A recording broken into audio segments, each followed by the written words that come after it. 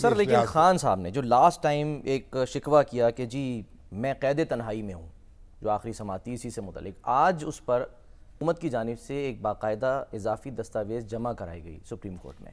वो आपके सामने भी रखी है, हमारे सामने भी है, और उसमें बड़ी तफसील से उन्होंने बहुत सारी बातें जो है हुकूमत ने बता दी हैं। यानी कि एक तो उस बयान की तरदीद कर दी कि कैद तन्हाई में खान साहब, उन्होंने बता दिया, तस्वीरें दिखा दी हैं जहाँ उनकी रहायश है, वहाँ वर्जिश का सामान भी पड़ा है, सर कूलर भी पड़ा है, और जो बाथरूम है वो भी एक ढंग का है, और उनकी बुक शेल्फ है, किताबें रखी हुई हैं करीने से। मतलब एक बड़ी एक वसी एक उनकी रहायश गाह है, यानी कोई छोटा सा सेल नहीं है, कई सेलों को मिला के 7 कह रहे हैं कि सेल्स हैं, यानी कि हाँ, दाएं बाएं जानिब खाली हैं, दरमियान में है उनको उनकी दीवारें निकाली गई हैं और एक वसी उनकी रिहाइश का फराम की गई है। और बरामदा सर हम देख सकते हैं, जो तस्वीर हम दिखा भी रहे हैं कि उसमें बरामदा है जिसमें वो चहलकदमी करते हैं, यानी कि राहदारी है, वहीं पे उनकी एक्सरसाइज की साइकिल भी रखी हुई है।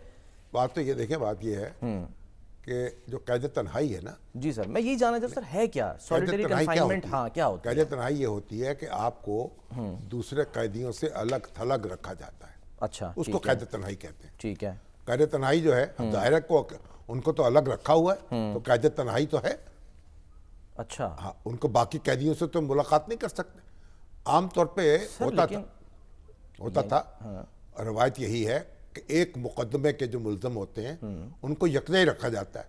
अब उनकी अहलिया जो है उन पे भी वही मुकदमात हैं जो उन पे हैं, तो उसूलन तो उनको जो अहलिया उनकी हैं उनको उनके साथ इजाज़त होनी चाहिए रहने की। अच्छा, हाँ जी।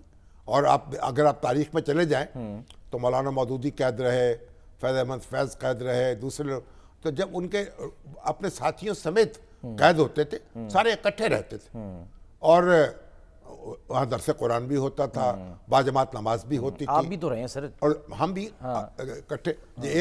एक जो मुकदमे के जो कैदी थे, हमारे साथ के जो लोग थे, डॉक्टर एजाज हसन कुरैशी साहब थे, अल्ताफ हसन कुरैशी साहब थे, और उसके एक तरफ तो ये था, फिर उसके बाद खुर्शीद कसूरी साहब थे, महमूद अली साहब थे, जावेद हाशमी साहब थे, यानी मुख्तलिफ औकात की मैं बात कर रहा हूँ। अच्छा। तो एक मुकदमे में जब हम एक ही जगह रहते थे, आपस में मिलने जुलने की इजाज़त होती थी। अच्छा, तो अब ये रखा गया कि एक मुकदमे के जो मुल्ज़िम है, जब नवाज शरीफ साहब को रखा गया तो उनकी बेटी को भी गिरफ्तार किया गया, तो बेटी को बाप के साथ रहने की इजाज़त नहीं दी गई।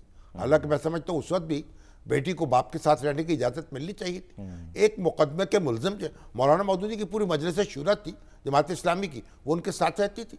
मौलाना गुलजार अहमद मज़ारी साहब ने वो डायरी भी लिखी है, उस दौर की सच तफसीर बयान की है। सर मैं भुट्टो साहब के बारे में पढ़ रहा था थोड़ा सा। उनके पास सहूलत भी थी लिखने की, पढ़ने की, अच्छा। और तफहीम कुरान भी लिख रहे थे, और ख़ुद फैज़ अहमद फैज़ की जो शायरी है जिंदा नामा, तो वो लिखी गई। अब जुल्फ़िकार अली भुट्टो साहब जो थे, उनको भी शिकायत ये थी कि वो कैद तन्हाई में रखा गया। 7 बाई 10 फुट की कोठरी थी जिसमें रखा गया, और एक पलंग था, गद्दा, छोटी सी मेज, बुक शेल्फ दी गई थी। भुट्टो साहब के साथ ये सलूक नहीं हुआ कि उनकी कई सेल मिला के एक सेल बना दिया गया हो। और भुट्टो साहब ने जो अदालत में, सुप्रीम कोर्ट में, उनके वकील ने जब उनकी समाअत शुरू हुई तो जो बयान दिया था वो ये था कि वो भुट्टो साहब जो हैं उनके साथ मुनासिब सलूक नहीं हो रहा। अच्छा। एक ही सेल है, उसी के अंदर उनका टॉयलेट है, और फिर यह है कि गार्ड जो हैं उनको चहलकदमी की इजाज़त नहीं है, वो उसी सेल में बंद रहते हैं। सर ये भी था, उन्होंने आसमान नहीं देखा, खुले सेल में नहीं जा सकते। खाना भी उन्होंने कम कर दिया था कि मुझे टॉयलेट ही ना जाना पड़े। फिर उन्होंने भूख हड़ताल कर दी थी, 4-5 दिन उनकी भूख हड़ताल जारी रही थी।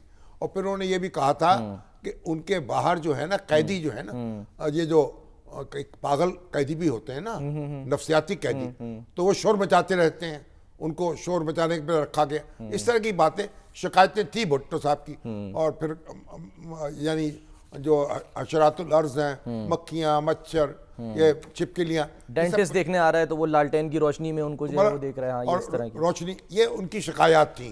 अगरचे कि उस वक्त की हुकूमत कहती थी हमने उनके लिए भी बड़ा एक बेहतर इंतज़ाम किया, लेकिन देखिए बात यह है कि आपने जेल में जो भी शख्स जाता है, हाँ वो आम आदमी हो या ख़ास आदमी हो, उसके साथ तो बाइज्जत शायरी का सलूक होना चाहिए, ठीक है ना।